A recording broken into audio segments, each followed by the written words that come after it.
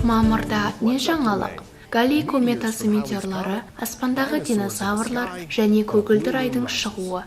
Мамыр аққан жұлдыздарды көруге тамашай, себебі Эта-акваридалар метеор ағыны 6-сына таңда шығуына жетеді. Бұл метеорлар ең белгілі кометаның бірі. Ішкі күн жүйесімен 75 жыл сайын өтетін Галлий кометасынан қалған тас пен тозаң бөлшектері. Жер жыл сайын Галлийдің шаңдысын басып өткенде, бұл материалдың бір бөлігі аспанымызда метеор ретінде жанғанын көреміз. Оңтүстік жарты шардағы көрермендер мол метеор ағынын тамашалайды. Солтүстік жарты шарда азырақ көреміз. Өйткені радиант деп аталатын ағын туатын нүкте түн ортасы ауа шығады да, таң атқанша онша биік көтерілмейді. Дегенмен қалайда бірнеше аққан жұлдыз бақылануы мүмкін. Және биыл ай жарық болмайтындықтан ашық аспан астында керемет көрініс тумақ. Шығысқа бет бұрып, түнгі 3-тен таңға дейін аспанға көз тігіңіз. Шың 6 мамырға болжанғанымен, таңда жүйткіген бірнеше метеорды жарты ай бойы көре аламыз. 65 миллион жыл бұрын жерге соғылған астероид динозаврлар үстемдігін тыйғанын білетін шығарсыз. Ал динозавр құрметіне аталған астероид барын білесіз бе?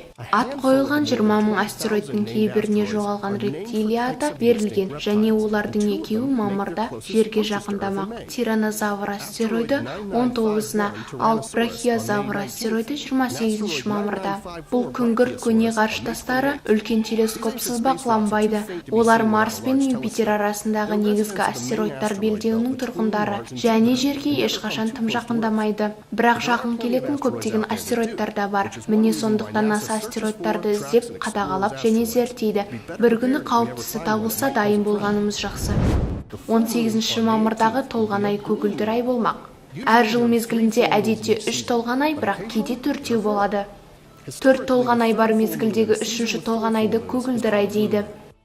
Көгілдір ай шынында көк емес, бірақ сирек орта есеппен 2,5 жылда бір болады. 18 мамырда НАСАның Аполло 10 миссиясының айға ұшырылуының 50 жылдығы да аталып өтіледі. Ол айға алғаш қонудың басты жаттығуы Аполло 11 мен 2 айдан кейінгі сол кішкентай қадамға дайындық болды. Мамырдағы ай фазалары.